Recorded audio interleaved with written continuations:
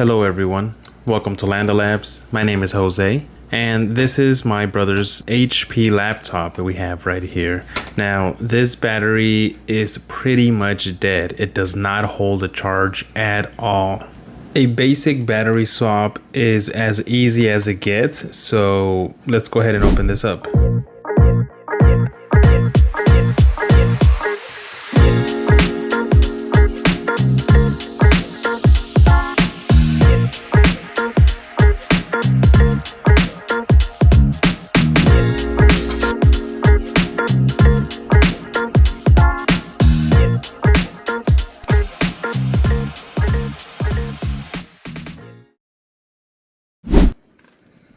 So this is the HP Pavilion 15Z-CW100.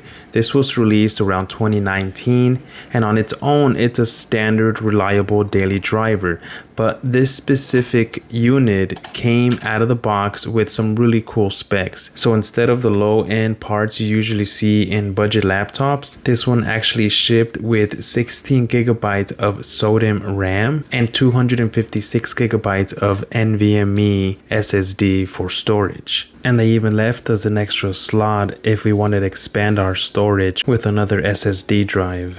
Having 16 gigabytes of RAM and a fast storage drive right from the factory is a huge win because it runs on an AMD Ryzen processor, and the built-in graphics actually share that 16 gigabytes of memory. So that extra breathing room means the laptop handles heavy multitasking, smooth web browsing, and light gaming like a champ. Plus, with that NVMe, Windows boots up with no problems and it feels really snappy. So despite it being a 7-year-old laptop, it's still a reliable everyday driver, especially for someone like my brother who has it when he needs it and not that he needs it every single day. So this works perfect for him. So if all we need to do to this is replace the battery, that ensures that he'll be able to use this for quite a few more years to come. Now, the only way that it actually runs and powers on is if it's connected to the charger at all times. The moment you disconnect it from the charger, it quickly dies in a matter of minutes. So without a doubt, this battery is bad. So we picked up a standard replacement battery online. These are the perfect kind of projects for beginners to help build that confidence and get that momentum going to tackle more complicated repairs. Now at this point, we're pretty much done. I'm just connecting the ribbon cables, and just like that, we swapped out the old battery, got a new one in. Now the satisfying part is putting it all back together, making sure everything aligns, making sure every ribbon cable you disconnected got reconnected, and making sure that you didn't lose any screws. So right now, putting it all back together, gonna close it all up and make sure I get all the screws in there, especially the ones that are hitting under those rubber pads. Now that the battery is in, a great way to keep it healthy is to avoid leaving it plugged into the wall 24/7. I know most people have the assumption if it's at 100%, that's the best case scenario, but it's actually not. Keeping it plugged in at 100% all the time is basically like forcing it to run a marathon on a treadmill that never stops.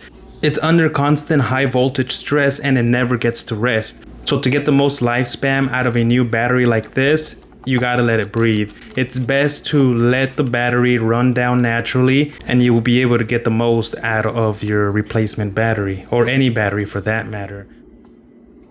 If it boots, then we have successfully repaired this laptop, and we can consider this project complete. Now for the moment of truth.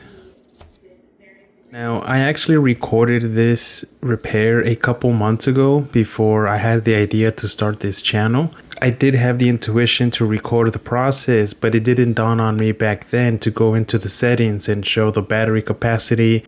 My brother has had it for a couple of months now with the new battery and hasn't reported a single issue, so I'll take that as a successful repair. Now, sometimes you might see this CMOS error message pop up. If you do, there's nothing to worry about. Most modern laptops don't have a separate CMOS battery anymore. The main laptop battery handles both functions now. So cutting the power to swap the battery completely triggers this message. All you have to do is hit enter, reboot, and the system resets. This is one of the simplest, easiest jobs to do on a laptop, so to some it may seem redundant or not that important, but my goal here isn't to show something new or revolutionary. It's simply to show how accessible these repairs can be and just how straightforward most of these repairs actually are. And I don't claim to be an expert. On most of these videos you're gonna see, I'm tackling these projects for the very first time. I'm definitely a beginner, but I do enjoy sharing the first time experience, and hopefully it ends up being useful to someone else out there looking to build their own confidence. And that pretty much wraps it up for this laptop and this repair. Thank you for watching Lando Labs, and I'll see you in the next one.